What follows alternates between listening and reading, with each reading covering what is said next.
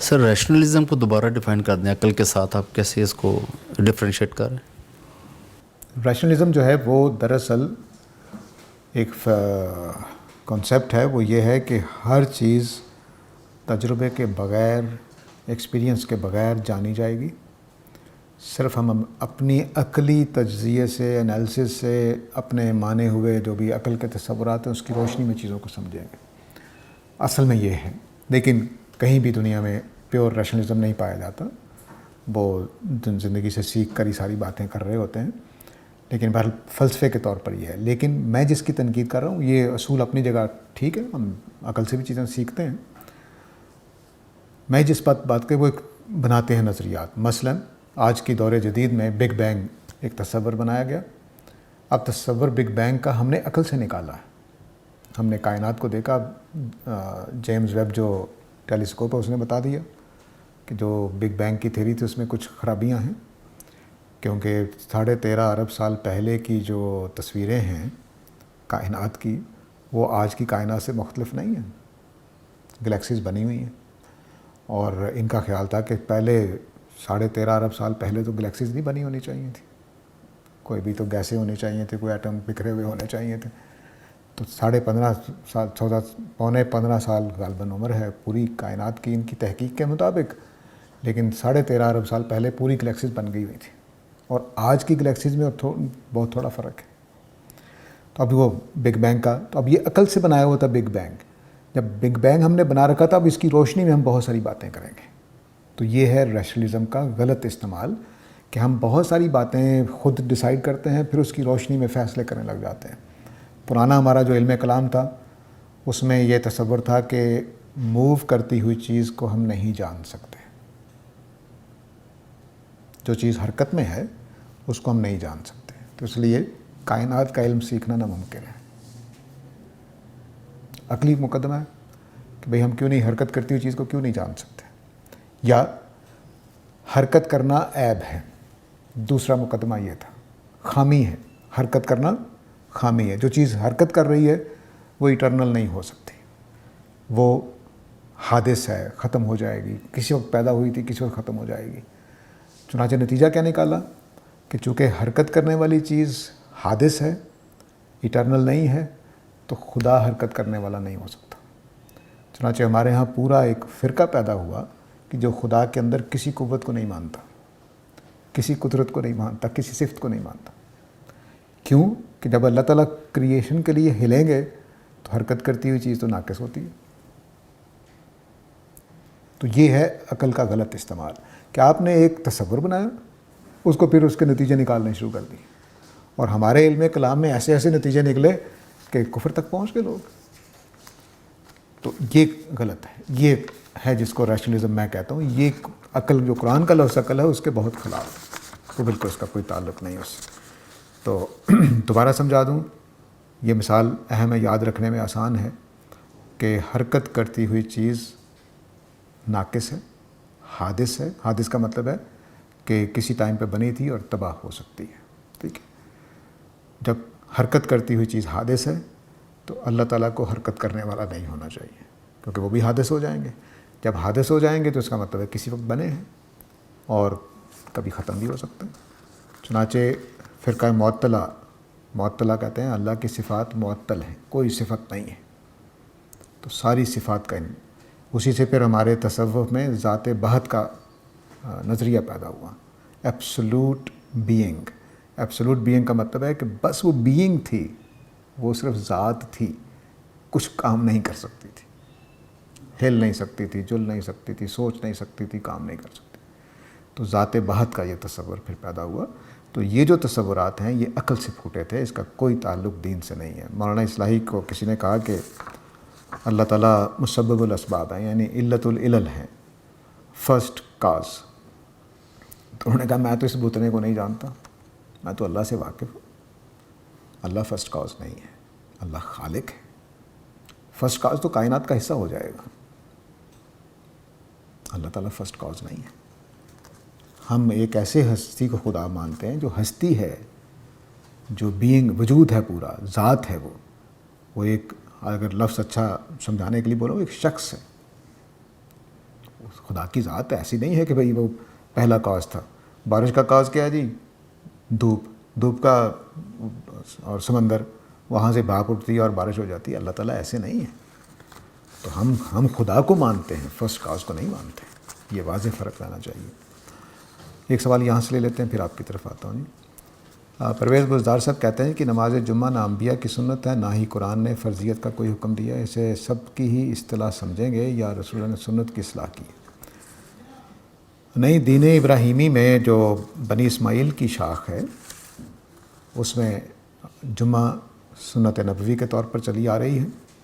اور یہ حیرت انگیز بات ہے کہ قریش مکہ بھی جمعہ پڑھتے پڑھاتے تھے اور مدینہ والے بھی جمعہ پڑھتے پڑھاتے تھے. تو یہ ابراہیم علیہ السلام اور اسماعیل علیہ السلام کی سنت ہے, کم از کم ہم یہ کہہ سکتے ہیں. اور یہ بات ٹھیک ہے کہ سبت اور یہ دونوں ایک ہی چیز رہے ہوں گے. اہل کتاب نے اس میں کچھ انحرافات کر دیے, تو اس اعتبار سے آپ اصلاح بھی کہہ سکتے ہیں, اس میں کوئی شبہ نہیں. اب ہم پاکستانی نظریاتی لحاظ سے بنی اسماعیل کے ساتھ ہیں, تو کیا ہمارے لیے بھی ازل و نسب کا وہی اصول ہے؟ نہیں, ہمارے لیے دوسرا اصول ہے ازل و نسب کا, ان کے لیے وہی ہے. یعنی ہمیں ترقی کرنے کے لیے, جیسے ملیشیا اور ترکی کو ترقی کرنے کے لیے دنیا کے کام بھی کرنے پڑیں گے, سائنس اور ٹیکنالوجی میں بھی کام کرنا پڑے گا. لیکن عربوں کو یعنی بنی اسماعیل کو اور بنی اسرائیل کو سائنس پڑھنے کی ضرورت نہیں ہے. وہ نیکی اختیار کریں گے تو ترقی ملنا شروع ہو جائے گی, یہ فرق رہے گا. سید عبد الناصر صاحب کہتے ہیں جی کہ مسلمان ہونے کے ناطے کیا ہم ذہنی لحاظ سے مختلف فلسفیانہ مکاتب فکر میں سے کسی کو اختیار کر سکتے ہیں تاکہ ہم زندگی کی مشکلات کا مقابلہ کر سکیں؟ جی بالکل, آپ فلسفے میں, سائنس میں پوری طرح سے اس کو قبول کریں, اس میں کوئی مسئلہ نہیں ہے. بس وہ چیزیں چھوڑنی ہوتی ہیں جو دین کے خلاف چلی جاتی ہیں, جو آپ کو حقائق سے دور لے جانے والی ہوں. فلسفے میں کوئی بھی مکتب فکر آپ اختیار کر سکتے ہیں. میں خود اپنے بارے میں کہا کرتا ہوں, جب کوئی فلسفی میرے پاس آئے تو وہ مجھ سے پوچھتا ہے کس مکتب فکر سے ہو, تو میں کہتا ہوں امپیریسسٹ ہوں. جان چھڑانے کے لیے کہنا پڑتا ہے, اور سچی بات ہے میں ہوں بھی. تو اب یہ آپ کہہ سکتے ہیں, کوئی مسئلہ نہیں, کوئی بھی فلسفیانہ اپروچ آپ اختیار کر سکتے ہیں زندگی کے مسائل کے حل کے لیے. لیکن دین میں امپیریسسٹ ہونا چاہیے, اس معنی میں کہ دین ہمیں اپنے دماغ سے نہیں بنانا, قرآن و سنت سے لینا ہے. تو باقی زندگی کے معاملات میں آپ سائنس اختیار کریں, فلسفہ اختیار کریں, آپ کوئی ٹیکنالوجی آتی ہے وہ استعمال کریں. آپ کوئی مثلا سارے مسلمان جو ہیں وہ موبائل استعمال کر رہے ہوں گے اور سائنس کو گالیاں دے رہے ہوں گے, یہ تو غلط بات ہے. تو آپ نے اتنی چیزیں استعمال کر رہے ہیں تو سائنس کو شاباش دیں, انہوں نے بڑے کارنامے کیے ہیں. لیکن سائنس کو آخری علم نہیں سمجھ دینا چاہیے کہ یہ اب ختم ہو گیا معاملہ. انسان کی اس کائنات کو سمجھنے کا ایک کوشش ہے, اس سے زیادہ کچھ نہیں ہے. سائنس کو اگر پورا سمجھ لیں کہ بھائی سائنس نے کمال کر دیا, تو وہ خود سائنس کہتی ہے کہ میں پورا کمال نہیں کر سکتی. وہ خود کہتی ہے میرا ایک دائرہ ہے, میں فزکس کو جانتی ہوں, میں کیمسٹری کو جانتی ہوں, بایولوجی کو جانتی ہوں. لیکن مثلا سائنسدان سے کسی سے پوچھیں, سائنسدان سے, وہ مولوی نہیں ہونا. سائنسدانوں میں بھی مولوی ہوتے ہیں, وہ بھی مذہب نکالتے ہیں سائنس سے. میں ان کی بات نہیں کر رہا. میں سائنس سے پوچھیں, سائنسدان سے, کسی پیور سائنٹسٹ سے کہ بگ بینگ سے پہلے کیا, تو وہ کہتا ہے میرے دائرے سے باہر ہے, فوراً کہہ دے گا. کیوں؟ کیونکہ اس کا ٹائم, اس کا دور شروع ہوتا ہے بگ بینگ کے بعد, تو وہ اس سے تجاوز نہیں کرے گا. لیکن جو سائنسدانوں میں مولوی صاحب بیٹھے ہوں گے وہ کہیں گے بگ بینگ سے پہلے نتھنگ سے بنی ہے کائنات. تو یہ جو چیزیں ہیں یہ اس میں اصل میں سوچنے کا انداز آپ کا دنیا کے بارے میں بالکل مختلف ہو سکتا ہے. وہ آپ فلسفیانہ رائے اختیار کر لیں, سائنس کی رائے اختیار کر لیں, اس میں کوئی مسئلہ نہیں. زندگی گزارنے کے لیے ہم کتنے کام کرتے ہیں. مثلا ہم نے جو مسجدیں بنا لی ہیں, اب نبی کریم صلی اللہ علیہ وسلم کے زمانے میں کون سوچ سکتا تھا کہ اس طرح کی مسجدیں ہوں گی. اے سی لگے ہوئے, مسٹ فین لگے ہوئے, کارپیٹ بچھے ہوئے, آٹومیٹک گھڑیاں لگی ہوئی, ٹائم بتاتی ہیں آپ کو کب وقت ہونا ہے کب نہیں ہونا ہے. یہ سب کچھ ہو گیا. تو کیا یہ گناہ ہے؟ کوئی نہیں, بالکل کوئی گناہ نہیں. اور کوئی ہے جی حال میں؟ جی میں سر یہ پوچھنا چاہ رہا تھا کہ جس طرح آپ نے یہ رویہ بتایا یہود کا, وہ گائے والا واقعہ اس کا بڑا اچھی طرح سے اس کو ڈپکٹ کرتا ہے. تو اس رویے میں اور جو انسان کا یہ رویہ ہوتا ہے کہ میں اگر کوئی نیکی کرنا چاہتا ہوں یا کوئی بھی کام کرنا چاہتا ہوں تو اس کو میں ایکوریٹ وے میں کروں، تو اس رویے میں اور اس میں بڑی تھن سی لائن نظر آتی ہے. یعنی کہ میں اگر قربانی کرنا چاہتا ہوں تو میری چاہت ہوتی ہے کہ میں اچھے سے اچھا جانور ڈھونڈوں، خریدوں، اس سے میں رہنمائی بھی لیتا ہوں. جس طرح ہمارے یہاں بولا جاتا ہے کہ دوندا لے لو، چوگا لے لو، کھیرا نہیں لینا. تو اس میں اور یہ جو ان کا رویہ، یہ پھر وہ تھن لائن کس طرح سے، اس کو ڈسٹنکشن کس طرح سے ڈرا کی جائے گی؟ دو چیزیں ہیں. ایک چیز تو یہ ہے کہ میں یہ سارے کام اس لیے کر رہا ہوں کہ دین پہ عمل نہیں کرنا، ٹال مٹول جس کو میں نے کہا گفتگو کے دوران. دوسرا چیز یہ ہے کہ آپ ظاہریت میں پھنس جائیں کہ اس کے بغیر قربانی نہیں ہوگی. اب میں اس کی ایک مثال قربانی ہی کے مسئلے سے دیتا ہوں. میرے پاس 5 بھائی، 5 یا 6 7 تھے. وہ آئے تو انہوں نے کہا کہ ہم میں سے کوئی بھی اس قابل نہیں ہے کہ اپنا جانور لے سکے. تو ہم نے 1000 2,000 ڈال کے سارے بھائی مل کر ایک بکرا لے سکتے ہیں، تو کیا ہماری قربانی ہو جائے گی؟ آپ بتائیے کیا جواب ہونا چاہیے؟ آپ کہیں گے نہیں ہونی چاہیے. نہیں ہوگی. یا تو آپ ایک آدمی ایک بکرا لے گا، یا آپ 7 ہیں تو ایک گائے لیں گے. میں نے کہا ہو جائے گی. کیوں ہو جائے گی؟ کہ وہ بیچارے اس بس میں ہی نہیں ان کے. انہوں نے مل کر اگر ایک بکرا لے لیا ہے تو ہو گئی. تو کہتے ہیں کتنے حصے ہوں گے اس کے؟ میں نے کہا حصے نہیں کر رہا میں.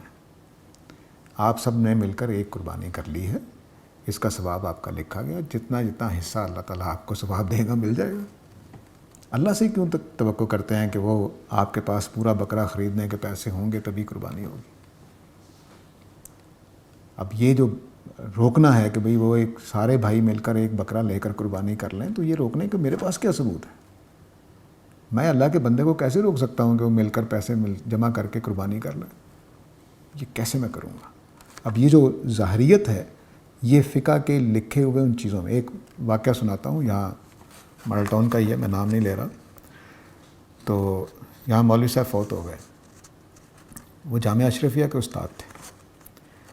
تو جامعہ اشرفیہ میں طالب علم تھے اور بہت سارے اساتذہ تھے جو ان کے جنازے میں شریک ہونا چاہتے تھے.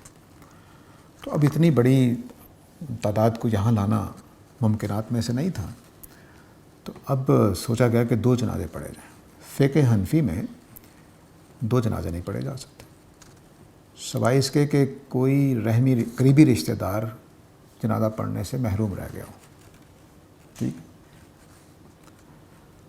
اب کیا کیا گیا کہ ان کا بیٹا یہاں موجود تھا جہاں وفات ہوئی ہے. بیٹے کو کہا گیا کہ تم نے جنازہ نہیں پڑھنا، تم آ جاؤ ادھر، تمہارے دوسرے بھائی جنازہ پڑھ لیں گے، عزیز پڑھ لیں گے، تم نے نہیں پڑھنا. اب تم نے چونکہ نہیں پڑھا ہوگا تو ہم تمہارے ساتھ وہاں پڑھ لیں گے. تو خدا کو نہیں پتا کہ یہ کیا حرکت کی جا رہی ہے. یہ جو چیزیں ہیں، یہ وہ رویہ ہے جو وہ باریک لائن جو آپ کہہ رہے ہیں وہ کھینچتی ہے کہ میں کر کیا رہا ہوں. خدا کو یہ پتہ ہی نہیں چلا کہ میں نے لڑکے کو، ان کے مولوی صاحب کے بیٹے کو کہہ دیا کہ تم جنازہ نہ پڑھو، اب ہم پڑھ لیتے ہیں. ایسا ہی ہمارے ہاں حلالہ ہو گیا کہ اللہ تعالیٰ نے کہا تھا کہ وہ دوسری جگہ شادی کر لے، وہ قدرتی طور پر ٹوٹ جائے، وہ فوت ہو جائے میاں، تب وہ واپس کر سکتے ہو. ہم کیا کرتے ہیں؟ ہم خود ہی قدرت بن جاتے ہیں. تو یہ سازش کر کے جو کام ہوتے ہیں، یہ اللہ کو پتہ ہے کہ یہ ناجائز. آمنہ طالب صاحبہ کہتی ہیں جی کہ قوم موسیٰ کے رویے کی وجہ سے کثرت سوال سے منع کیا جاتا ہے. سوالات کیسے ہونے چاہیے اور کس حد تک ہونے چاہیے؟ دیکھیے، جب شریعت کے بارے میں سوال کرتے ہیں تو شریعت کی بعض چیزیں پھر لفظوں میں آتی چلی جاتی ہیں اور قانون کا حصہ بن جاتی ہیں. مثلا جیسے یہاں پر ہوا، اللہ نے کہا کہ گائے ذبح کر دو. وہ بوڑھی کر دیتے تب بھی ہو جانا تھا کام، وہ جوان کر دیتے تب بھی، وہ مریل سی کر دیتے کوئی بالکل جو مرنے کے قریب ہے تب بھی حکم پورا ہو جانا تھا. اللہ تعالیٰ نے کوئی تقاضا نہیں کیا تھا کہ کس درجے کی گائے ذبح کرو. لیکن اب وہ جیسے جیسے آپ سوال کرتے چلے جائے، گائے مشکل ہوتی چلی گئی. اب ہو سکتا ہے جو گائے ان کو ذبح کرنی پڑی ہو وہ اچھی خاصی قیمتی گائے ہو، نادر گائے ہو. ٹھیک ہے. تو یہ جب شریعت میں آپ اس طرح کے سوالات کرتے ہیں تو پھر اللہ تعالیٰ نے کہا کہ تسوء لکم، وہ تمہارے لیے تکلیف دہ ہو جائیں گے. اس طرح کے سوالات نہ کرو. البتہ دین کو سمجھنے کے لیے سوال کیے جا سکتے. جیسے نبی کریم صلی اللہ علیہ وسلم نے بتایا کہ جب پابندی لگی ہوئی تھی سوالات پر تو حضرت جبرائیل تشریف لائے، انہوں نے سوال کیے کہ اسلام کیا ہے، ایمان کیا ہے، احسان کیا ہے. تو یہ سوالات اچھے ہیں دین کی حقیقت سمجھنے کے لیے، دین کی باتیں سمجھنے کے لیے. لیکن جب آپ شریعت میں تعینات میں چلے جاتے ہیں کہ اس کو کیا کرنا ہے، اس کو کیا کرنا ہے، تو مثال کے طور پر کپڑوں ہی کا پوچھنا شروع کر دیں آپ کہ نماز میں کپڑے کیسے پہننے ہیں، اور اللہ تعالیٰ بیان کرنا شروع کر دیں، تو اتنی مشکل پیدا ہو جائے گی کہ آپ عمل نہیں کر سکیں گے. سب کے لیے ممکن نہیں ہوتا. اب اللہ تعالیٰ کیا کرتے ہیں، مثلا اللہ تعالیٰ خذوا زینتکم عند کل مسجد. زینتکم، اس میں کم بہت اہم ہے. اپنے اپنے لحاظ سے مسجد میں لباس پہن کر آیا کرو. کیا خوبصورت بات ہے. اور اگر اللہ تعالیٰ متعین کرتے ہیں کہ کرتا اس سائز کا ہونا چاہیے، اس رنگ کا ہونا چاہیے، کپڑا کتانی ہونا چاہیے، فلانا ہونا چاہیے، تو سب کے لیے مصیبت بن جاتی. یہ وہ سوالات ہیں جو اللہ تعالیٰ نہیں چاہتے کہ کیے جائیں، کہ کپڑا کون سا ہو، کپڑے کا رنگ کون سا ہو، سائز کیا ہو، کرتا ہو، بین والا ہو، جی. تو یہ وہ ہیں سوالات جو منع کیے گئے تھے. گائے پر ہاتھ رکھ کر قسم کھانا اس بات کی دلیل ہے کہ وہ گائے کو مقدس سمجھتے تھے. ویسے تو انہوں نے بچڑا بھی بنایا تھا. نہیں، یہ پہلو نہیں تھا. اصل میں قربان کر دینا کسی چیز کو، یہ یہود کے ہاں اور پرانے امتوں کے ہاں قربانی ایک اہمیت رکھتی تھی، اور قربانی کے جانور کو اسی طرح کی اہمیت حاصل ہو جاتی تھی جیسے کہ ہم تعالیٰ خیر کریں. جس طرح سے آپ سمجھ لیجئے کہ کتاب اللہ کو حاصل ہو گئی. اب قربانی کا جانور اللہ کے نام قربان کر دیا ہے، اللہ نے اس کو قبول کر لیا ہے، تو اب اس کا ایک تقدس سا ہو جاتا تھا. اس کا اس عقیدے سے تعلق نہیں ہے.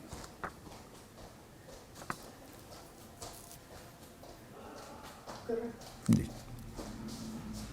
اب یہ آمنہ طالب صاحب بھائی کا سوال ہے میرا خیال ہے. والذین یبیتون لربہم سجدا و قیاما. امینہ حسن اصلاحی کہتے ہیں اور جو راتیں اپنے رب کے آگے سجدہ اور قیام میں گزارتے ہیں. سوال یبیتون مطلب رات گزارتے ہیں.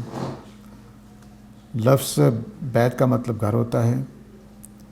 اس کا مطلب صرف رات گزارنا ہی کیسے ہو گیا؟ کیا اس کا مطلب ہم گھر میں خلوت میں لے سکتے ہیں؟ نہیں، یبیتون باتا یبیتو جو ہے اس کا مطلب ہی رات گزارنا ہے.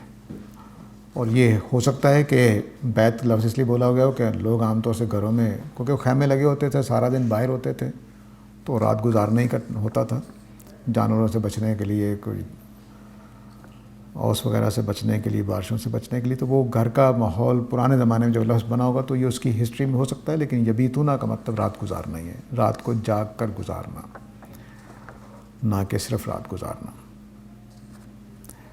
حضور کا معجزہ کیا تھا اور اس طرح کے معجزات کیوں نہیں تھے آپ کے، جیسے مردے کو زندہ کرنا یا کوڑھی کو صحت یاب کرنا؟ نبی کریم صلی اللہ علیہ وسلم پہ نبوت ختم ہو رہی تھی، اور یہ نئی بات نہیں تھی. ساری امتیں جانتی تھی کہ اب جو بنی اسماعیل میں رسول آئے گا اس پر نبوت ختم ہو جائے گی، اس کے بعد کوئی نبی نہیں آئے گا.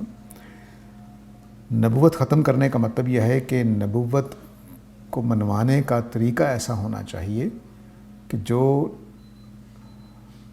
سینسز پر مبنی نہ ہو بلکہ سمجھداری پر مبنی ہو. پہلے بھی ایسا تھا، لیکن نبی کریم صلی اللہ علیہ وسلم کے ساتھ یہ خاص اہتمام کیا گیا کہ صرف 5 سینسز سے ہونے والی چیزیں ہی مسئلہ نہ بنے. تو قرآن مجید میں جو 5 سینسز کے ذریعے سے چیزیں ثابت کی جاتی ہیں، وہ بھی طریقہ عقلی طریقے پر اختیار کیا گیا. وہ یہ طریقہ اختیار کیا گیا کہ نبی کریم صلی اللہ علیہ وسلم کے بارے میں کہا گیا کہ یہ میرے رسول ہیں، غالب آئیں گے.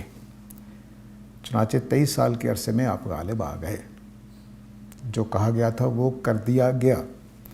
تو وہاں ٹینجیبل پروسیس صرف اتنا تھا. لیکن پرانے رسولوں کے ساتھ دونوں چیزیں چل رہی ہوتی تھیں، معجزات بھی چل رہے ہوتے تھے، اور خاص طور سے اس لیے بھی تھے کہ بعض رسولوں کو معجزے اس لیے دیے گئے کہ ان کی زندگی کو خطرہ تھا. وہاں رسول کو منوانے کے لیے نہیں تھے. جیسے حضرت موسیٰ ہیں، تو حضرت موسیٰ نے خود کہا ہے کہ وہ تو مار ڈالیں گے مجھے، تو نبی صلی اللہ علیہ وسلم کو ان کو معجزہ دیا گیا. جبکہ نبی کریم صلی اللہ علیہ وسلم کے لیے مارنے کا ڈر تھا، لیکن اس طرح کا نہیں تھا جس طرح کا حضرت موسیٰ کو فرعون سے تھا. تو اس طرح سے یہ جو چیزیں ہیں، یہ معجزات کا ایک تو پہلو یہ ہے کہ ختم نبوت کے پہلو سے. اب دوسرا یہ ہے کہ اللہ کو معلوم تھا کہ آگے دور آ ہی اس طرح کا رہا ہے. لوگوں نے معجزات کو تو ماننا ہی نہیں ہے، وہ تو عقل سے باتیں مانیں گے. تو چنانچہ پورا قرآن مجید نبی صلی اللہ علیہ وسلم کا معجزہ بنا دیا گیا ہے. آج بھی معجزہ ہے. میں اس کے بعض مقامات انشاءاللہ درس میں نشاندہی کرتا چلا جاؤں گا کہ یہ وہ جملہ ہے جو انسان نہیں بول سکتے. یہ وہ بات ہے جو انسان نہیں کر سکتے. خود ختم نبوت بھی انہی میں سے ایک چیز ہے کہ کس ٹائم پہ نبوت ختم ہونی ہے، وہ بالکل صحیح طور پہ متعین کیا گیا. آج اگر نبی آتے تو میں نے کیا سوالات کرنے تھے؟ بگ بینگ ہوا کہ نہیں، ایوولوشن ہوئی ہے کہ نہیں. میرے خیال میں مجھے زندگی میں جتنے سوالات پوچھے گئے ان میں سب سے نمایاں سوالات یہی ہیں.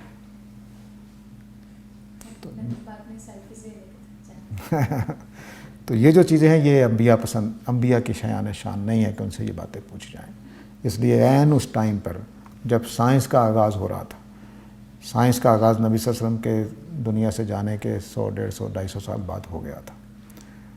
مسلمانوں نے وہ کام کرنے شروع کر دیے تھے جو سائنس آج بھی کر رہی ہے. تو اس لیے وہیں سے نبوت اسی زمانے میں ختم کر دی گئی جب عقل شعور پا چکی ہے، سائنسی ذہن بننے والا ہے، لیکن معجزات کے اوپر اس کی بنیاد بھی نہیں رکھنی ہے. یہ تو آپ نے اچھا قانون بنانا شروع کر دیا. نماز شروع ہونے سے پہلے امام صاحب کہتے ہیں کہ پاؤں اور کندھے ساتھ ملا کر کھڑے ہوں، کیونکہ ایک روایت میں ہے کہ نبی کریم نے فرمایا کہ جو لوگ صفیں درست نہیں کرتے اللہ تعالیٰ ان کے دل ٹیڑھے کر دیتے. ہاں دیکھیے، یہ بہت اہم بات ہے. اس کو ہمارے ہاں اس کو بھی ظاہری معنی میں لے لیا جاتا ہے. اصل میں صف پاؤں سے پاؤں نہ ملانا، جڑ کر کھڑے نہ ہونا، یہ بھلا کس بات کی علامت تھی؟ میں اس کے ساتھ کھڑا ہو جاؤں، میں سردار ہوں، اور یہ تو اس چیز کو پھر نبی سے فرمایا کہ تمہارے پاؤں کے اور کندھوں کے درمیان میں اتنا فاصلہ بس ہونا چاہیے کہ جس میں بکری کا بچہ گزر سکے، اس سے زیادہ نہیں ہونا چاہیے، تاکہ وہ منافقت، وہ ایک دوسرے سے بیر، ایک دوسرے سے دشمنی، ایک ہی صف میں کھڑے ہو گئے محمود و ایاز والی کیفیت پیدا ہونی چاہیے. اب یہاں بادشاہ کے ساتھ فقیر آدمی کھڑا ہو سکتا ہے. اگر آپ کی یہ تلقین نہ ہوتی تو بادشاہ اس کونے میں کھڑے ہوتے، فقیر اس کونے میں کھڑے ہوتے. تو اس پہلو سے کئی ہدایات دی گئی. جگہ فکس نہیں کرو، بوڑھوں کو آگے آنے دو، اس طرح کی بہت ساری ہدایات ہیں، تاکہ یہ تصور ہی نہ ہو کہ کسی بادشاہ نے یہاں کھڑے ہونا ہے یا کس نے کھڑے ہونا ہے. تو اس پہلو سے یہ ہدایات ہیں. خدا کے حضور میں سب برابر ہیں، کوئی فرق نہیں ہے بادشاہ اور فقیر میں، سب نے یہاں کے کھڑے ہونا ہے. کوئی ہے حال میں سوال یا آگے چلیں؟ جی سر، انبیاء کی طرف سے اتمام حجت کے بعد جب قوم پر عذاب آتا ہے تو اس قوم میں کئی لوگ ایسے بھی ہوں گے جن پر اتمام حجت نہیں ہوا، جیسے ان کو اس قوم کے بچے ہیں تو ان کو تو نہیں ابھی سمجھ ہے، تو کیا ان پر بھی ساتھ عذاب آ جاتا ہے؟ اصل میں عذاب جو قوم کا عذاب ہے وہ قوم کا مٹا دینا ہے، نہ کہ موت. موت تو مجھے آپ کو بھی آنی ہے، انبیاء کو بھی آئی ہے. تو موت سزا نہیں ہے. اگر بچوں کو مارا جاتا تو ان کو سزا نہیں ملی، ان کا وہ فیصلہ جلدی آ گیا. بس آج بھی بچے مرتے ہیں. تو قوم کا فیصلہ ہے کہ اس کی جڑ کاٹ دی جائے، قوم کو ختم کر دی، تو قوم ختم کر دی جاتی ہے. بحیثیت قوم ان کو سزا ملتی ہے، نہ کہ بحیثیت افراد. تو ہو سکتا ہے کوئی 2-4 بچے بھاگ کے بھی نکل جاتے ہوں، کو پتہ ضروری نہیں ہے کہ سارے ہی مارے گئے. قوم کی حیثیت سے ختم کر دیا ہے. تو جیسے قوم عاد ہے، قوم سمود، قوم کی حیثیت سے ختم. موت سزا نہیں ہے، موت تو ذریعہ بن جاتی ہے اس کو قوم کو ختم کرنے کا. تو ہمارے ہاں عام طور سے یہ سمجھا جاتا ہے کہ سزائے موت ہو گئی. نہیں، سزائے موت نہیں ہوئی، قوم مٹا دی گئی. تو موت تو نیکوں کو بھی آ رہی، بروں کو بھی آ رہی، موت سزا نہیں ہے. البتہ جب ہم سزائے موت دیتے ہیں اس میں موت سزا ہوتی ہے. کیا مائنڈ سائنسز بھی صوفیزم ہی ہے؟ یہاں مستقبل کو جان لیتے ہیں، دماغ کو پڑھ لیتے ہیں، اور یہاں تک کہ موت کے وقت کو بھی. دیکھیے، مائنڈ سائنسز صوفیہ نے استعمال کی ہیں، اس میں کوئی شبہ نہیں ہے. لیکن صوفیہ کی مائنڈ سائنسز اور آج کی مائنڈ سائنسز جو ہیں اس میں تھوڑا فرق ہے. آج کی مائنڈ سائنسز جو ہیں وہ مجھے آپ کو سمجھنے کے لیے، میری آپ کی نفسیات کو جاننے کے لیے، میری آپ کی بیماریاں، اب نارملٹیز کو جاننے کے لیے استعمال ہوتی ہیں. جبکہ صوفیہ کے ہاں جو مائنڈ سائنسز تھیں اس کو وہ کہتے ہیں کہ اپنے داخل میں، اپنے انر سیلف میں ٹریول کرنا. وہ ایک اور چیز ہے. تو مقصد دونوں کا ڈفرینٹ ہے لیکن ٹولز ایک ہی طرح کے استعمال ہو رہے تھے. تو یہ علم اچھا ہے, اس کو سیکھنا چاہیے کیونکہ اس میں یہ عدنان عظیم صاحب کا سوال تھا, تو یہ سیکھنا چاہیے کیونکہ اس میں میرے خیال میں اسلام کی خدمت میں نفسیات اور فزکس 2 علم بہت قیمتی ہیں. مسلمانوں کو ان 2 علوم میں بہت ترقی کرنی چاہیے, فزکس میں اور نفسیات میں, کیونکہ یہ دونوں ہی ثبوت دیتی ہیں. دین کا ثبوت صرف ان 2 چیزوں سے دیا جا سکتا ہے, سائنسز کے اندر سے.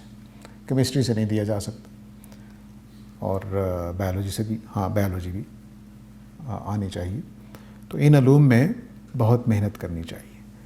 مثلا یہ نفسیات نے پہلی دفعہ ثابت کیا, نفسیات کی تحقیق نے, کہ ہمارے دماغ کا ایک حصہ, مائنڈ سائنسز کہہ لیجئے, ہمارے دماغ کا ایک حصہ خدا کے بارے میں بات کرتا ہے, سوچتا ہے. یہ طریقہ یہ ہوتا ہے کہ اسکیننگ کرتے ہیں دماغ کی کہ بلڈ کا فلو کس طرف ہے. تو اس میں محبت کی باتیں بھی چیک کی گئیں, اس میں ریاضی بھی چیک کی گئی, اس میں سب کچھ کیا گیا. اس میں خدا کے بارے, مذہب کے بارے میں جب بات کی گئی تو دماغ کا ایک اسپیسیفک حصہ جو باقی چیزوں میں استعمال نہیں ہوا تھا وہ استعمال ہوا, بلڈ کا فلو ادھر زیادہ ہو گیا. تو اس سے یہ پتہ چلتا ہے کہ ہم بایولوجیکلی مذہبی جانور ہیں. لوگ سوشل اینیمل کہتے تھے, تو اب نفسیات کہتی ہے کہ ہم ریلیجیس اینیمل ہیں. یہ اہم دریافت ہے. تو یہ نفسیات کی وجہ سے ہوئی. ہم نے دماغ پہ کام کرنا شروع کیا ہے تو ان چیزوں کا اندازہ ہوا ہے. اگرچہ وہ ابھی تک اتنا ہی ہے کہ سپرسٹیشنز کو ہم غالباً اس ایریا میں ڈسکس کرتے ہیں, سوچتے ہیں, لیکن بہرحال مذہب کا ایک خانہ موجود ہے. اس لیے کسی نے بڑا اچھا لکھا تھا, پتہ نہیں رابرٹ کے کیا نام ہے ان کا, کہ رچرڈ ڈاکن ایسے ہی بحثیں کرتا رہتا ہے, انسان کبھی بھی غیر مذہبی نہیں ہو سکتا. انسان کبھی بھی غیر مذہبی نہیں ہو سکتا. کوئی نہ کوئی آبادی کا حصہ مذہبی رہے گا قیامت تک. بلکہ جو اللہ تعالیٰ کی پیشین گوئی ہے وہ تو یہ ہے کہ یہود و نصارہ بھی موجود رہیں گے. آپ نے سوال کر لیا. سر میں یہ پوچھنا چاہ رہا تھا کہ ہمارے سامنے کوئی بھی گفتگو کی جاتی ہے تو ہم سن لیتے ہیں, اور اکثر یوں ہی ہوتا ہے کہ اس بندے کی بات کو ماننے میں اس بندے کا کردار بڑا اہم ہوتا ہے. کوئی کسی کا کردار ہمیں انسپائر کرتا ہے تو ہم سمجھتے ہیں کہ اس کی بات بھی ٹھیک ہی ہوگی, تو عموماً تو اسی طرح باتیں مان لی جاتی ہیں. لیکن ہمارے پاس وہ کیا پیرامیٹرز ہونے چاہیے کہ اگر میں ایک اس وقت اگر سنی اپروچ کو ٹھیک سمجھتا ہوں, اگر کوئی شیعہ میرے سامنے بات کرتے ہیں اور اسی طرح میں ان کی پرسنالٹی سے انسپائر ہو جاتا ہوں یا کوئی اور وجہ سے, تو ان کی بات مجھے ٹھیک لگنا شروع ہو جاتی ہے تو میں ادھر چلا جاتا ہوں, یا کوئی اور فرقہ ہے یا کوئی بھی بات اس طرح, تو وہ کیا پیرامیٹرز ہیں جس پہ میں کسی کی گفتگو کو جج کر سکتا ہوں کہ یہ بات ٹھیک ہے یا نہیں ہے؟ دیکھیے بڑا سادہ طریقہ ہے جو ہم سائنسز میں استعمال کرتے ہیں. میں نے کوئی 2 ہفتے پہلے جرمنی کے پاکستانیوں سے گفتگو کی تھی, المورد کے وہاں کے جو لوگ ہیں. تو اس میں نے بتایا کہ قرآن مجید کا چیزوں کو منوانے کا طریقہ وہی ہے جو سائنس کا ہے, کوئی فرق نہیں ہے. لیکن لاجیکل فیلسیز جو ہیں وہ لاجیکل فیلسیز صرف ایک مسئلے میں ہیں. جتنی بھی فیلسیز بتائی جاتی ہیں وہ سارا ہمارا عقلی استدلال بھی ہے. مثلا آپ نے بڑا اچھا جملہ بولا کہ مجھے ایک آدمی پسند آ گیا تو مجھے اس کی بات اچھی لگے گی, تو یہ عقلی بات ہے, غلط بات نہیں ہے. یہ اتھارٹی کا جو تصور ہے نا, کہ مثلا میں ڈاکٹر کے پاس جاؤں گا تو دوائی ڈاکٹر سے لوں گا, آپ سے تو نہیں لوں گا. تو یہ اتھارٹی کا تصور ہی اس شکل میں آ جاتا ہے کہ وہ آدمی, میں اس کو اتھارٹیٹیو سمجھ رہا ہوں, اس کو اتھینٹک سمجھ رہا ہوں, تب مان رہا ہوں. میرے خیال میں یہ صاحب اتھینٹک آدمی ہے اس میدان میں, تو بس دلیل ہے. لیکن کیا یہی دلیل ہے؟ نہیں, کیونکہ انسانوں کو غلطی لگتی ہے, اس لیے ہم اسی دلیل پر قائم نہیں رہیں گے. اب ہم آگے بڑھتے ہیں تو کچھ چیزیں ہم اختیار کرتے ہیں. مثلا دین کے اندر ہمارے پاس 2 واضح طور پر کرائٹیریا ہیں, ایک قرآن اور ایک سنت ہے. اور اگر کوئی عالم دین خواہ کتنا ہی بڑا کیوں نہ ہو, اگر وہ ان کے خلاف بات کرے گا تو ہم نہیں مانیں گے. یہاں تک کہ امت نے یہ بھی بات کہی کہ جو حدیث نبی صلی اللہ علیہ وسلم کے نام سنائی جائے گی اور وہ قرآن و سنت کے خلاف ہوگی تو نہیں مانی جائے گی. ٹھیک ہے. تو ہمارا اب یہ پیرامیٹر بن جائے گا دین کے اندر کہ ہم قرآن اور سنت کو معیار مانیں گے. اب آپ یہ سوال کر سکتے ہیں کہ عام آدمی کیا کرے, تو اس کو پھر پہلی یہاں وہ فیلسی جو ہے کسی عالم کے پاس جانا پڑے گا. ٹھیک ہے, تو اب وہ فیلسی نہیں رہی, کیونکہ آپ کے پاس وہ کمپیٹنس نہیں ہے کہ آپ یہ فیصلہ کر سکیں قرآن و سنت کے خلاف. تو اس میں پھر میں یہ تجویز کرتا ہوں, میرے استاد بھی کرتے رہے, کہ آپ ایک وقت میں ایک عالم دین کی بات پر اعتبار نہ کریں. اس مسئلے میں 2-3 اہل علم سے پوچھ لیں اور پھر ان کے دلائل کا جائزہ لیں, تو جس کی دلیل مضبوط لگے اس کو مان لیں. وگرنہ اگر آپ کا سوال پیدا نہیں ہوا تو ایک ہی عالم کی بات, اس اصول پر کہ امید ہے وہ قرآن و سنت کی بات کر رہا ہوگا, اس کے خلاف نہیں چل رہا ہوگا. لیکن جہاں کھٹک پیدا ہو جائے وہاں آپ پوچھ لیں, 2-3 علماء سے پوچھ لیں, 4 سے پوچھ لیں, اور کوشش کریں کہ ہمارے ہاں جتنے مسالے ہیں سب سے پوچھ لیں, تو ٹھیک ہو جائے گا. تو اب میں بتا رہا تھا کہ سائنس بھی یہی طریقہ اختیار کرتی ہے. ایک سائنس کہتا ہے جی ایوولوشن ہوئی ہے, بتاؤ ڈیٹا میں سے ثبوت لا کے دکھاؤ, وہ دکھا دیتا ہے, مان لیتے ہیں. لیکن کیا میں نے ایوولوشن کی تھیوری اس اصول پر مانی ہوئی ہے؟ جو یونیورسٹی کا طالب علم ہے وہ سارا ڈیٹا انالیسز کر کے پھر ایوولوشن کی تھیوری مان رہا ہے؟ نہیں, وہ اتھارٹی کی بنیاد پہ مان رہا ہے. جی ڈارون نے کہا تھا, جی فلاں نے کہا تھا, فلاں نے کہا تھا. تو یہ اگر سائنس مانی جا سکتی ہے اتھارٹیز کے کہنے پر, تو مذہب کیوں نہیں مانا جا سکتا؟ کوئی غلطی نہیں ہے. ہاں, جب آپ کے ذہن میں کھٹک پیدا ہو جائے کہ قرآن و سنت کے خلاف ہے, پھر چھوڑ دیں, پھر آپ تحقیق کریں گے, سوال کریں گے, بات کو سمجھیں گے. اگر کھٹک پیدا نہیں ہوئی, آپ کا اطمینان ہے, تو انشاءاللہ اللہ تعالیٰ معاف کرنے والا ہے اگر غلطی بھی ہو گئی. یہ دیکھیے, دین اسلام کی جو خدا کی طرف سے ہونے کی نشانیوں میں سے ایک نشانی یہ ہے کہ نبی کریم صلی اللہ علیہ وسلم سے پوچھا گیا کہ اگر کوئی آدمی غلطی کرے تو کیا جانے بوجھے بغیر, یعنی ہو گئی غلطی اس سے, تو قرآن نے آیت بھی نازل کی, سورہ البقرہ کی آخری آیت ہے کہ اگر غلطی ہو جائے, بھول جائیں تو ہمیں مواخذہ نہیں کرنا.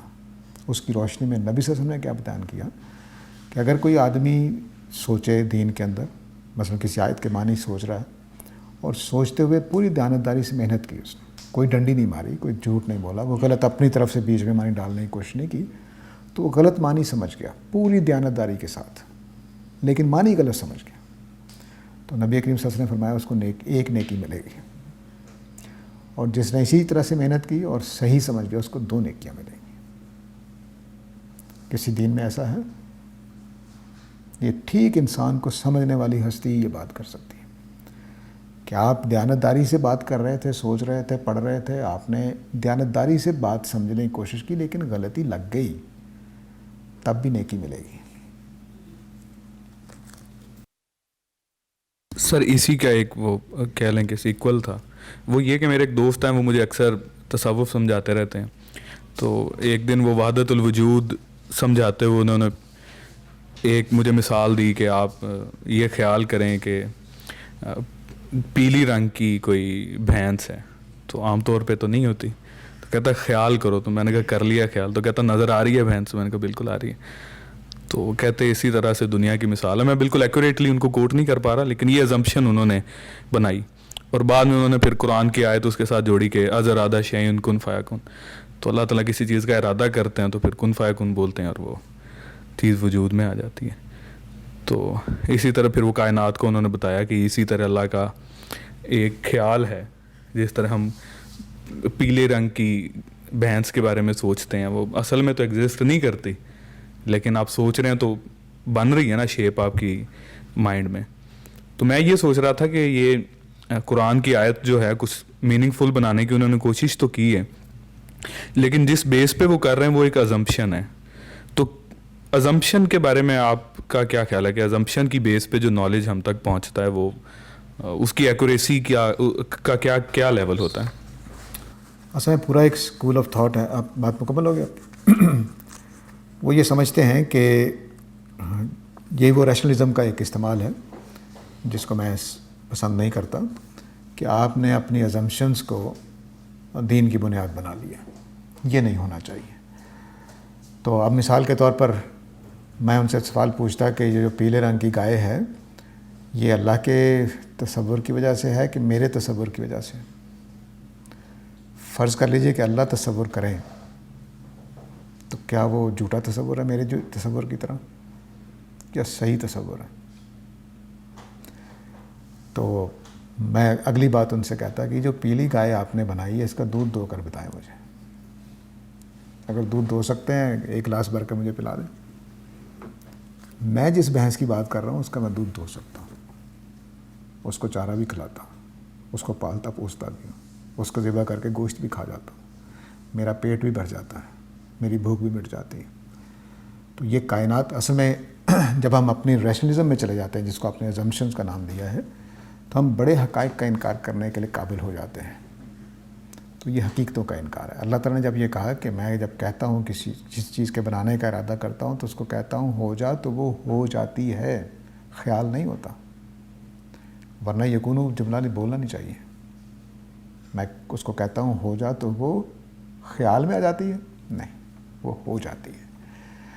تو اللہ تعالیٰ نے اپنے آپ کو اس لیے خالق کہا ہے، مصور نہیں کہا. صرف خالق الباری المصور،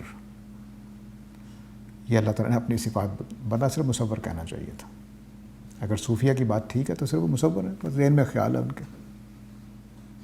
تو اللہ تعالیٰ نے یہ نہیں کہا کہ میں صرف مصور ہوں. وہ خالق بھی ہیں، باری بھی ہیں. خالق کا مطلب ہے، خالق عربی زبان میں سوچنے تصور قائم کرنے کے معنی میں آ سکتا ہے، لیکن باری نہیں آ سکتا. باری کا مطلب ہے کہ تصور کو وجود میں لے آنا. پھر اللہ نے بولا بدیع السماوات والارض.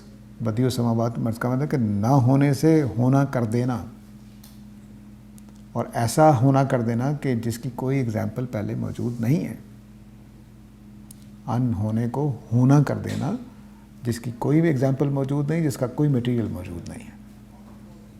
بدیع کا مطلب یہ ہے. بدیع السماوات، بے دال یہ اور عین. تو یہ قرآن مجید کی یا تو آیتیں مانیں گے یا نہیں مانیں گے.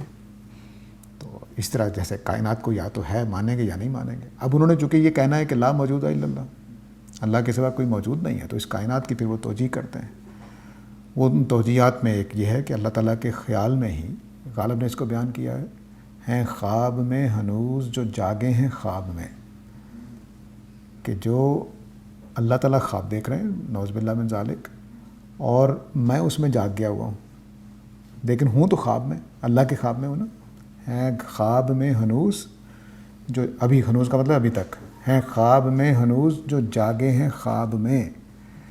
ایسا لگ رہا ہے کہ میں اپنی خواب میں جاگا ہوں تو خواب میں جاگے نہیں، اللہ تعالیٰ خواب دیکھ رہے ہیں، اور اس خواب میں اس وقت یہ ہمارا سیشن ہو رہا ہے اللہ کے خواب میں، اللہ کے خیال میں. تو ہم جاگے ہوئے ہیں نا اس خیال میں، لیکن اللہ کے خواب میں ہیں خواب میں ہنوز جو جاگے ہیں خواب میں. تو یہ ایک طریقہ ان کا. دوسرا طریقہ یہ ہے کہ خدا کے عکس ہیں. یہ ساری چیزیں یہ خدا کے عکس ہیں، سایہ ہے، حقیقت کچھ نہیں ہے. تو سایہ کی کیا حقیقت ہوتی ہے؟ آپ پکڑنا چاہیں تو نہیں پکڑ سکتے، یا پکڑ لیتے ہیں سایہ، کہتے ہیں یہ کائنات سایہ ہے. تو اب وہ سائے کو دوسری ایکسپریشن نہیں دیتے ہیں. تو اصل میں جب ہم نے کہہ دیا کہ لا موجود الا اللہ، اور وہ وہیں سے پیدا ہوا تھا، وہ جو تصور میں نے بتایا نا کہ جو چیزیں حرکت میں ہیں وہ فانی ہیں، اصل میں موجود نہیں ہیں، حادث ہیں، ناقص ہیں. تو یہ ساری کائنات جو ہے وہ حادث ہے. جب حادث ہے تو یہ نہیں ہے، کیونکہ حرکت کرنے والی چیز حقیقی طور پر موجود نہیں ہو سکتی. فلسفہ تھا. اس سے پھر کائنات حقیقی طور پر موجود نہیں ہونی چاہیے، فطری سی بات ہے. چنانچہ ہمارے دو لوگ ایسے ہیں، ایک بولی سینا اور ابن رشد غالباً، وہ کائنات کو بھی کہتے ہیں کہ نہیں یہ بھی خدا کی طرح شروع سے ہی ہے، یہ بنی نہیں ہوئی ہے. جیسے اب سائنس بھی پہنچے گی، کیونکہ اب جو جیمز ویب نے باتیں کرنی شروع کر دی ہیں، اس سے وہ کہہ رہے ہیں کہ کائنات پہلے سے موجود تھی. پہلے یہ کہہ رہے تھے کہ بگ بینگ سے پہلے نہیں تھی، اب کہنے لگ گئے ہیں کہ اسٹیفن ہاکنگ نے بھی آئیڈیا دے دیا تھا، لیکن بہرحال اب تو کائنات جس طرح نظر آ رہی ہے. تو اب یہ جو باتیں ہیں یہ اس طرح کی باتیں، کائنات ہے کہ نہیں ہے. تو ہمارے صوفیہ اور ہمارے بعض فلسفی کہتے تھے بس تمہارا خیال ہے، تمہارا خیال ہے. تو اس طرح سے غالب نے ایک اور جگہ بیان کیا ہے، یہ پری چہرہ لوگ کیسے ہیں، یہ غمزہ و اشباہ و ادا کیا ہے، تیرے بن نہیں گر کوئی موجود، پھر یہ ہنگامہ ہے خدا کیا ہے. تو وہ اسی کو بیان کیا اس نے. تو وہ اب سوال بھی ہے کہ بھئی اتنا ہنگامہ برپا ہے لیکن کوئی نہ کوئی تو ہونا چاہیے، لیکن کہتے ہیں کہ نہیں ہے کچھ بھی. تو یہ تصوف نے یہ راستہ دیا ہے، اور بعض فلسفیوں نے جیسے ہیومز وغیرہ ہیں کہ وہ کائنات کو موجود نہیں مانتے، وہ بس ہمارا خیال.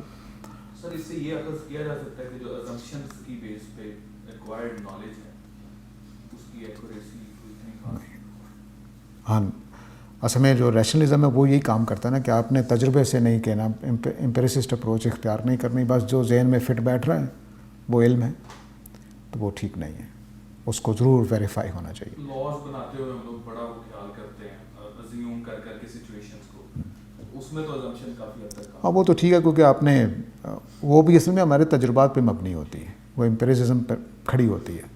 ایسا کوئی ہم خیال نہیں کرتے مثلا یہ کوئی لا بناتے ہوئے خیال کرے گا اگر کوئی خدا بن جائے تو ٹھیک ہے نا، اس طرح کی اسمپشن تو نہیں ہوتی. جی آمنہ طالب صاحبہ کہتے ہیں جی کہ ہر شے کا کوئی بنانے والا ہے تو خدا کو کس نے بنایا ہوگا. یہ سوال فلسفے نے گھڑا ہے یا ہماری عقل نے؟ اگر عقلی سوال ہے تو اس سوال کو کرنے اور سوچنے ہی سے منع کیوں کیا جاتا ہے کہ یہ سوال مت کریں. اصل میں میرا اور آپ کا، میری بہن، قصور یہ ہے کہ ہم نے کائنات بنی ہوئی ہی دیکھی ہے. ہم نے آج تک کوئی ایسی چیز نہیں دیکھی جو بنی ہوئی نہ ہو، کوئی چیز نہیں دیکھی. کرسی بنی ہوئی ہے، میز بنا ہوا ہے، کائنات بنی ہوئی ہے. ہم نے کوئی چیز ایسی نہیں دیکھی جو از خود ہو، خود بخود ہو، ہم نے کوئی چیز نہیں دیکھی. ٹھیک ہے، تو اس لیے ہم یہ تصور کر ہی نہیں سکتے کہ کوئی چیز از خود ہو سکتی ہے. اس لیے ہمارے لیے عقلی طور پر مشکل ہے. لیکن ذرا سائنس کو لے لیں، پھر سائنس جو ایکسیڈنٹل تصور رکھتے ہیں کہ کائنات بس حادثے سے بن گئی، تو کیا مان رہے ہیں؟ کائنات خود بخود ہے. تو یہ کہنا چاہتے ہیں کائنات کو کسی نے نہیں بنایا، خود ہی بن گئی ہے. تو اگر یہاں ہم رک سکتے ہیں سائنس کے اندر کہ خدا نے کائنات خود بخود بن گئی ہے، تو خدا کے بارے میں کیوں نہیں رک سکتے؟ تو یہ سوال اصل جواب مولانا امین حسن اصلاحی دیا کرتے تھے کہ جب اللہ تعالیٰ کے پاس جائیں گے تب جواب مل جائے گا کہ اوہو یہ تو واقعی بنے ہوئے نہیں ہیں. دنیا میں رہتے ہوئے ہمارے پاس چارہ ہی کوئی نہیں، کیونکہ ہم نے ہمارے پاس کوئی چیز ایسی ہے ہی نہیں ہے کہ جو کہہ سکیں کہ یہ خود بخود ہے. تو سائنسدانوں نے کائنات کو مان لیا خود بخود، جو سائنس بیسڈ ایتھیزم ہے اس نے یہ مان لیا ہے کہ یہ کائنات خود بخود ہے. تو آپ ان سے پوچھیں کہ اگر کائنات خود بخود ہو سکتی ہے تو اللہ تعالیٰ کیوں نہیں ہو سکتے خود بخود؟ بس اس وقت ہم اتنا ہی بات کر سکتے ہیں. جی آپ نے ابھی کہا کہ قرآن کا اور سائنس کا جو ڈیل کرنے کا میتھڈ ہے ہمیں وہ سیم ہے. تو سائنس تو سائنٹیفک میتھڈ پر کھڑی ہے نا، تو like there is going to be an observation, hypothesis, اس کی ڈیڈکشنس، ٹیسٹنگ وغیرہ. تو قرآن ایسا کیسے کرتا ہے؟ بالکل صحیح ہے. سائنٹیفک میتھڈ میری مراد نہیں تھی. سائنٹیفک میتھڈ کے استعمال کرنے میں جو ٹولز ہم استعمال کرتے ہیں اپنے ذہن کے، قرآن مجید وہی استعمال کرتا ہے. مثلاً سائنس نے یہ کیسے نکالا کہ گریوٹی موجود ہے؟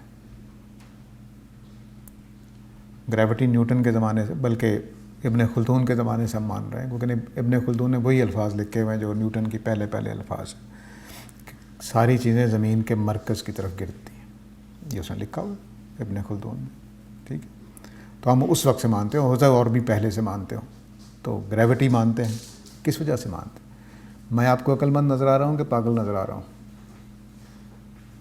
اگر عقل مند نظر آ رہا ہوں تو میرے پاس عقل ہے، کبھی دیکھی ہے؟ جب عقل گھاس چرنے جاتی ہے کبھی دیکھی ہے؟ تو کچھ چیزیں سائنس بھی مان رہی ہوتی ہے کہ اس کے صرف ایویڈنسز کے بیس پہ مان رہی ہوتی ہے. قرآن مجید بھی یہی کہتا ہے کہ اس کائنات میں میرے کچھ آیات ہیں، ان کی بیس پہ تم مجھے مانو، اس کی بیس پہ، انفرنس کے ذریعے سے.